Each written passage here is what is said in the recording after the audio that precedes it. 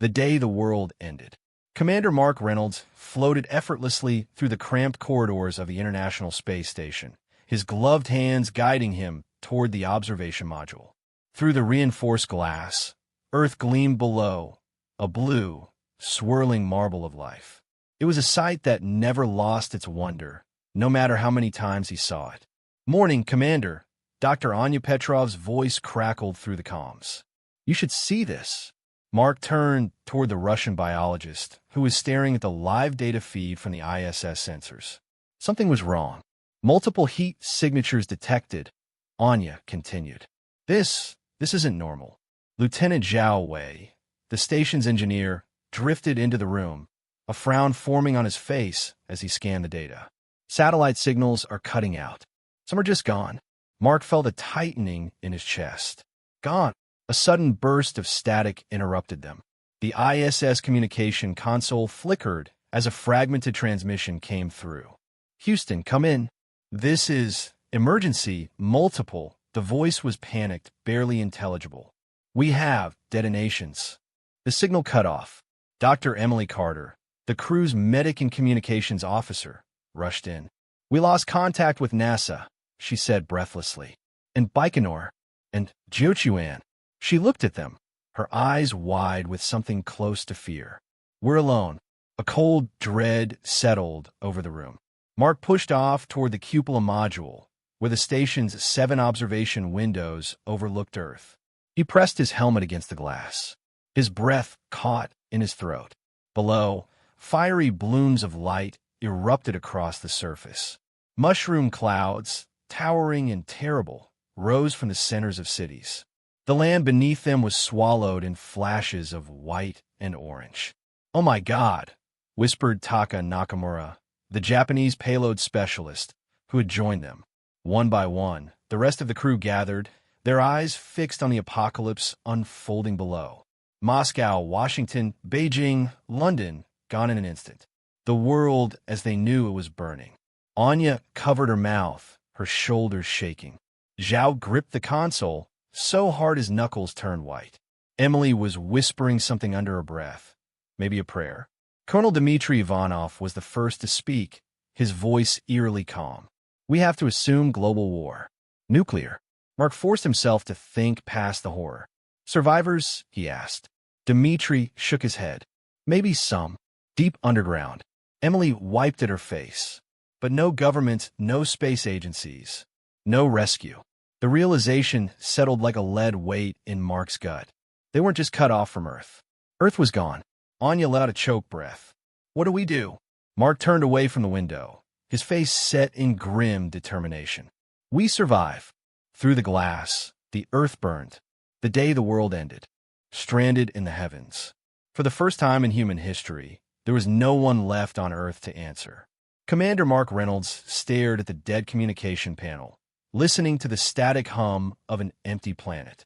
It had been 3 days since the world ended. 3 days of frantic attempts to contact ground control. 3 days of silence. In the station's dimly lit central module, the crew of the International Space Station gathered around the emergency rations. There were 6 of them, 6 humans, alone in orbit, floating above the shattered ruins of civilization. Dr. Emily Carter unwrapped a protein bar, her hands trembling slightly. "We need to start rationing immediately," she said. "Our supplies were meant to last for months, but that was before." She hesitated, eyes flickering toward the viewport. "Before the end." Lieutenant Zhao Wei, the station's engineer, exhaled sharply. "Even with rationing, the oxygen scrubbers can't last forever. We don't have infinite power." Colonel Dmitry Ivanov leaned forward, arms crossed. "Then we plan for the worst. No rescue is coming." "Not yet," Mark corrected. He had to keep them focused, hopeful. There could still be survivors. Bunkers. Submarines. Something. Anya Petrov's voice was barely above a whisper. "And what if there aren't?" A silence stretched between them. The unspoken truth lingered in the weightlessness of the station.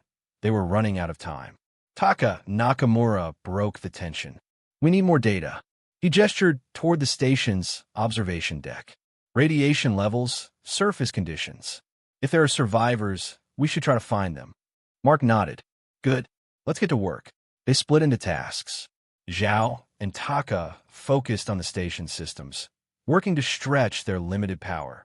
Emily and Anya scanned radio frequencies, hoping to pick up something, anything, from Earth.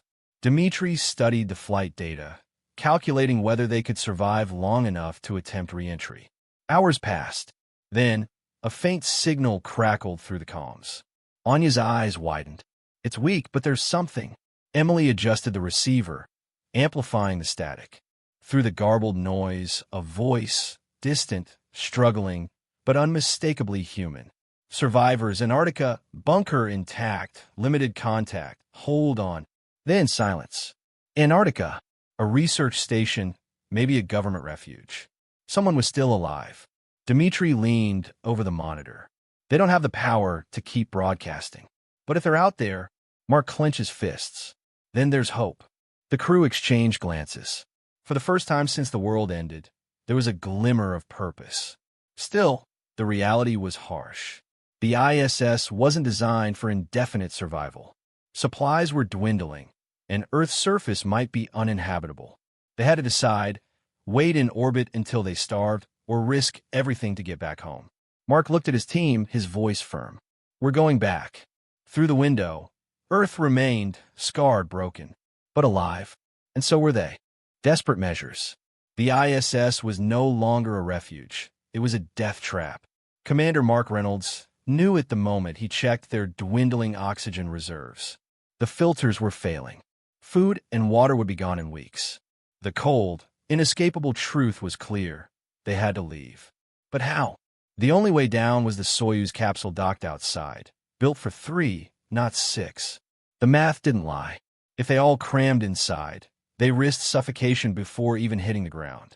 If they didn't try, they'd die in space. A slow death, or a fast one. Mark gathered the crew in the main module. The station felt quieter than usual, the weight of their fate pressing down on them despite the absence of gravity. We have to modify the Soyuz, he said, voice firm. Strip it down, make it lighter, maximize every ounce of oxygen. Colonel Dmitri Ivanov nodded. We pushed the life support to its absolute limit. Lieutenant Zhao Wei, already tapping calculations on his tablet, shook his head. Even with modifications, oxygen will be dangerously low. Mark's jaw tightened. Then we breathe less. The next 48 hours were a frenzy of work. They removed every non-essential component, panels, insulation, even seats. Zhao rerouted the air filtration system, squeezing out every last bit of efficiency. We'll be packed in like sardines, Taka Nakamura muttered as he ripped out a section of the capsule's padding. I hope no one's claustrophobic. Dr. Emily Carter forced a weak smile. I think we have bigger problems. They didn't talk about what would happen if the Soyuz failed, if the heat shield cracked, if they missed their landing, if they ran out of air mid-descent. There were too many ifs. Finally, the moment came. They suited up in their bulky flight gear and squeezed into the tiny capsule. Mark had never felt more trapped in his life. 6 bodies pressed together, barely able to move. The ISS loomed outside the window. Their home, their prison. Mark inhaled deeply. Initiate launch sequence. Dmitri entered the final commands. A hiss of air pressure equalizing. Then, detachment. The Soyuz lurched free from the station, drifting into the endless void before thrusters fired, pushing them toward Earth. Inside, it was silent except for their breath in the helmets. Then came the fire. The capsule slammed into the atmosphere at 17,000 miles per hour. Heat built instantly. Flames licked at the windows. The whole craft rattled violently, alarms screaming in protest. Hold together, damn it! Zhao shouted. Pressure crushed their chests as the parachutes deployed. Then, impact. The world lurched sideways. Metal screeched. The capsule skidded across scorched earth before finally coming to a shuddering halt. For a moment, nobody moved. Then Emily gasped. We're alive. Mark unbuckled his harness, his heart pounding. He peered through the cracked window. Outside, the world was dead. Blackened ruins. Ash-choked air. The skeleton of a once thriving civilization. Earth was no longer home. just a battleground for survival. The last survivors. The hatch groaned as Commander Mark Reynolds forced it open. A blast of hot, acrid air rushed in, thick with the stench of ash and death. His helmet's visor automatically dimmed against the harsh, orange-tinted daylight filtering through the smog-filled sky. They had landed. But where? The scorched wasteland stretched endlessly in all directions. Charred trees, collapsed buildings, and a blackened horizon. No signs of life.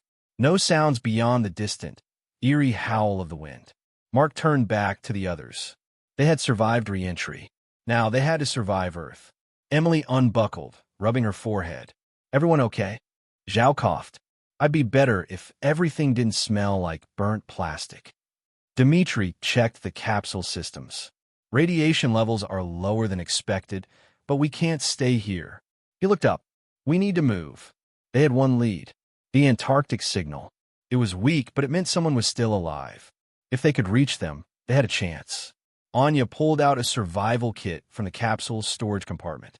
"We have rations for a few days. Emergency supplies. A basic geolocation tracker." She tapped the screen. "We're in what used to be Argentina. If we can find transportation, we could." The sound cut her off. A distant rumble. Mark tensed. Did anyone else hear that? They fell silent. Then movement. From behind the wreckage of a collapsed building, figures emerged. Thin, dirty, armed. Their faces were masked with makeshift cloth, their hollow eyes locked onto the Soyuz. Survivors. Or something worse. Mark raised a hand, trying to show he wasn't a threat. "We don't want trouble." A man at the front stepped closer, gripping a rusted rifle. His voice was hoarse, cracked from dehydration. "You're not from here." Mark shook his head. "We just landed." The man studied them, then nodded to his group. They lowered their weapons, but their expressions remained wary. Emily took a cautious step forward. "Are there others?" "A settlement." The man hesitated. Then, with a slow nod, he said, "Follow us. But if you slow us down, we leave you behind." Mark glanced at his team. They had no better options. As they followed the group through the ruins, the reality of Earth's collapse became clearer. Collapsed skyscrapers, overturned vehicles, bones half buried in ash. Civilization was gone. And yet, there were still people. Survivors clinging to life in the wreckage. That meant hope. That meant a future. Mark tightened his grip on the emergency beacon in his hand.